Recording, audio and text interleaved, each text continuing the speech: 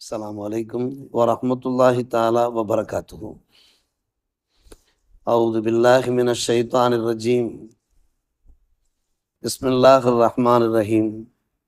குல் இன் கான ஆபாஉக்கும் வ அபுனாஉக்கும் வ இஹ்வானுக்கும் வ அஸ்வாஜுக்கும் வ அஷீரத்துக்கும் இலா ஆஹிரில் ஆயா.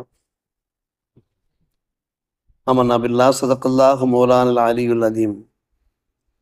நபியே, நீங்கள் கூறிவிடுங்கள், உங்களுடைய தந்தைமார்கள், உங்களுடைய ஆண் மக்கள், உங்களுடைய சகோதரர்கள், உங்களுடைய துணைவியர், உங்களுடைய குடும்பத்தினர், நீங்கள் சம்பாதிக்கின்ற செல்வங்கள், எந்த வியாபாரம் மந்தமாகிவிடுமோ இன்னும் நீங்கள் பயப்படுகின்ற வியாபாரம், நீங்கள் திருப்தி கொள்கின்ற வீடுகள், வசிப்பிடங்கள், இவை யாவும் அல்லாஹுடைய திருத்தூதரை விட, அல்லாஹுடைய பாதையில ஜிஹாது செய்வதை விட உங்களுக்கு அதிக பிரியம் உள்ளதாக இருக்குமானால் ஃபதரப்பசு, நீங்கள் எதிர்பாருங்கள், அத்தா ஏத்தி அல்லாஹு பி அம்ரிஹி, அல்லாஹ் தன்னுடைய உத்தரவை கொண்டு வருவான், சோதனை ஏற்படுத்துவான். வல்லாஹு லா யஹ்தி அல் கௌமல் ஃபாசிகின், நெறிதவறிய கூட்டத்தினரை அல்லாஹ் நேர்வழியிலே செலுத்த மாட்டான் என்று அல்லாஹ் ரப்புல் ஆலமீன் சூரா தௌபா 9ஆம் அத்தியாயத்தில் 43ஆம் வசனமாக பதிவு செய்திருக்கிறான். 7 விஷயங்களை அல்லாஹ் இங்கே எடுத்துரைக்கிறான். இந்த 7 மீதும் நாம் அதிகம் அன்பு கொண்டிருப்போம். இது சகஜமான ஒரு விஷயம். முதலிலே தந்தைமார்களை அல்லாஹ் சொல்லுகிறான். நாம் நம்முடைய தந்தைமார்களை நேசிப்பது உண்டு. காரணம், அவர்கள் நம்முடைய பாரங்களை சுமந்தார்கள். நம்முடைய தாய் நம்மை வயிற்றிலே சுமந்தார்கள் என்றால், நம்முடைய தந்தைமார்கள் நம்முடைய வாழ்க்கையின் முன்னேற்றத்திற்காக நமக்கான எல்லா பாரங்களையும் அவர்கள் சுமந்தார்கள். அதன் அடிப்படையில் தான் நாம் வாழ்க்கையிலே முன்னேறி வந்தோம். தந்தைமார்களை பிரியப்படுவோம், பெண் மக்களையும் பிரியப்படுவோம், ஆண் மக்களையும் பிரியப்படுகிறோம். காரணம், ஆண் மக்கள் நமக்கு சம்பாதித்து கொடுப்பார்கள் என்கிற அடிப்படையில். சகோதரர்கள் பிரியம் உள்ளவர்களாக இருப்பார்கள், துணைவியர், குடும்பத்தினர். ஒரு 7 விஷயங்களை அல்லாஹ் சொல்லுகிறான். நீங்கள் சம்பாதிக்கிற செல்வம், நான் சம்பாதித்த செல்வம் என்று அந்த செல்வத்தின் மீது நமக்கு ஒரு ஈர்ப்பு ஏற்படும். ஒரு வியாபாரம் செய்து கொண்டிருப்போம், ஒரு அச்சம் நமக்கு இருந்து கொண்டே இருக்கும். இந்த வியாபாரம் மந்தமாகிவிடக்கூடாது என்கிற அச்சம். திஜாரத்தும் தக்ஷவுன கசாதா, கசாது என்றால் மந்தமாகிவிடுமோ என்று நீங்கள் பயப்படுகின்ற வியாபாரம். அழகான வீடுகளை கட்டி வாழ்வோம், வசிப்போம். அந்த வீடுகள் நமக்கு பிரியம் உள்ளதாக இருக்கும்.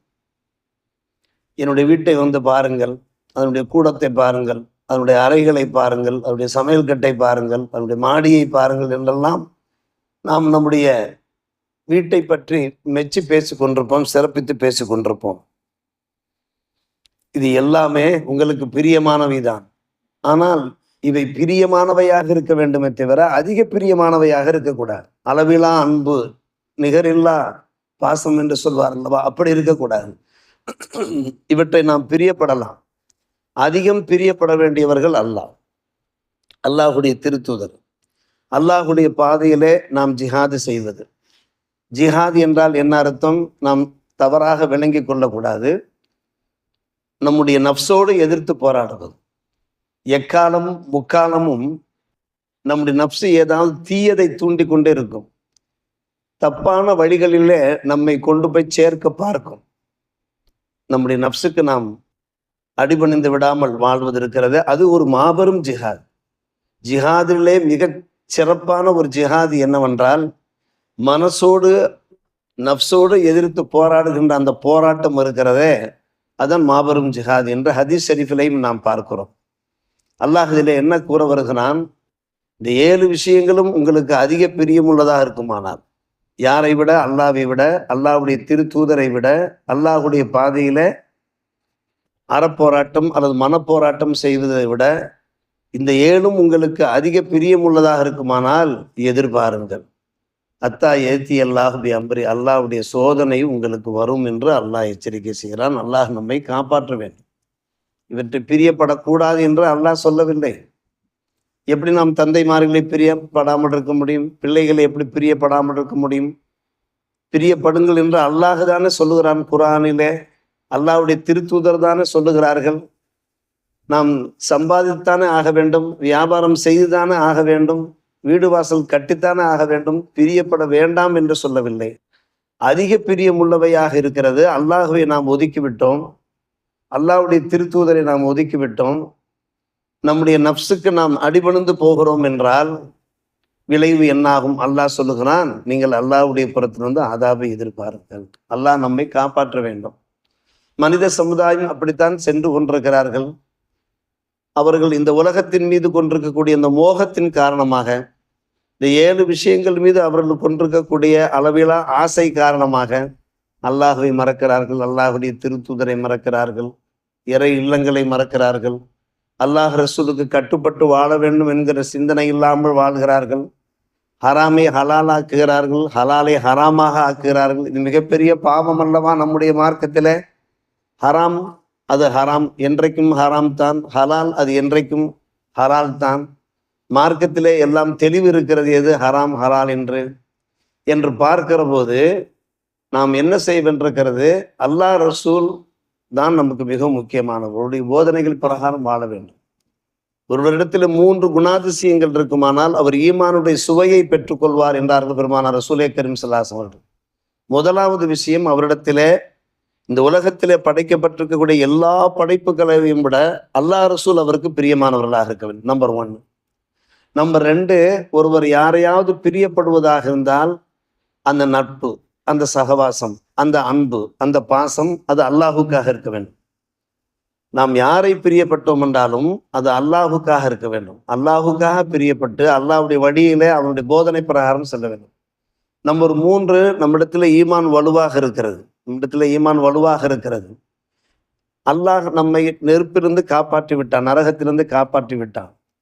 மறுபடியும் நாம் அந்த குஃப்ரின் பக்கம், அந்த சிறுக்கின் பக்கம் போகாமல் நம்மை நாம் தற்காத்து கொண்டு வாழ வேண்டும். எந்த வகையிலையும் நம்முடைய வாழ்க்கையிலே சிறுக்கு வந்துடாதவாறு பார்க்க வேண்டும். டாக்டரிடத்தில் போகிறோம், வைத்தியசாலைக்கு நாம் போகிறோம், அவர் நமக்கு ட்ரீட்மெண்ட் எடுக்கிறார், நமக்கு சுகம் தருகிறார், இவர்தான் சுகம் தருகிறார், இவர்தான் ஷாஃபியாக இருக்கிறார் என்கின்ற முடிவுக்கு எண்ணத்திற்கு நாம் சென்று விடக்கூடாது. ஒரு இன்ஜினியரை வைத்து ஒரு வீட்டை நாம் கட்டுகிறோம், ஒய்யாரமாக கம்பீரமாக நாம் கட்டுகிறோம், இவர்தான் எல்லாவற்றுக்கும் காரணம் என்கின்ற நம்பிக்கை அவர் பக்கம் போய்விடக்கூடாது. நம்முடைய பேச்சில் கூட மிகவும் கவனம், எச்சரிக்கை தேவை. எனக்கு அல்லாஹ் தான் கொடுத்தான் இந்த வீட்டை, அல்லாஹ் இவர் மூலமா அல்லாஹ் எனக்கு அழகாக, அங்கே அல்லாஹுடைய ஞாபகம் வர வேண்டும். நம்முடைய பிள்ளைகளுக்கு கூட போதிக்கிற போது கூட, இன்றைக்கு நீ சாப்பிடுகிறாய, வீட்டில் சாப்பிடுகிறாய, சாப்பாட்டை அல்லாஹ் கொடுத்தான்ப்பா, நீ உடுத்திருக்கக்கூடிய இந்த உடை இருக்கிறது இது அல்லாஹ் கொடுத்தான்ப்பா, இந்த வாசலை இந்த வீட்டு வாசலை அல்லாஹ் கொடுத்தான்ப்பா, நம்ம இடத்துல சொத்து சுகங்கள் இருக்கிறது, உனக்கு பைக்கு வாங்கி கொடுத்துருக்கிறேன், உனக்கு கார் வாங்கி கொடுத்துருக்கிறேன், அல்லாஹுடைய பேரை நம்ம சம்மந்தப்படுத்தி சொல்லணும்.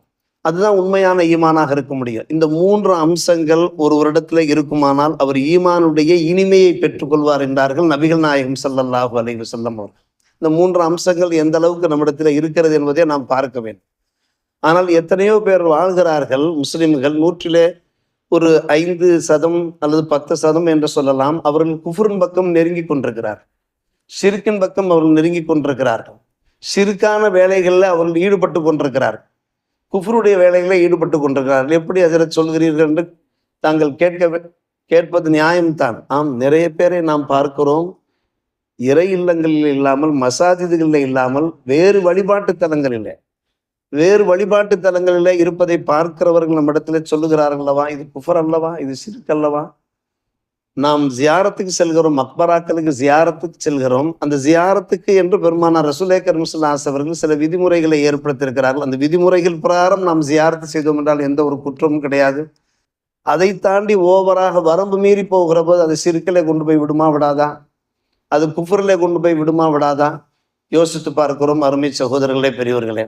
எனவேதான் பெருமானார் ரசூலே கரீம் ஸல்லல்லாஹு அலைஹி அவர்கள் எடுத்துரைத்தார்கள், இந்த 3 விஷயங்கள் முக்கியமாக உங்களிடத்தில் இருக்குமானால் உங்களிடத்தில் ஈமான் மிக சிறப்பாக இருக்கிறதாக அர்த்தம்.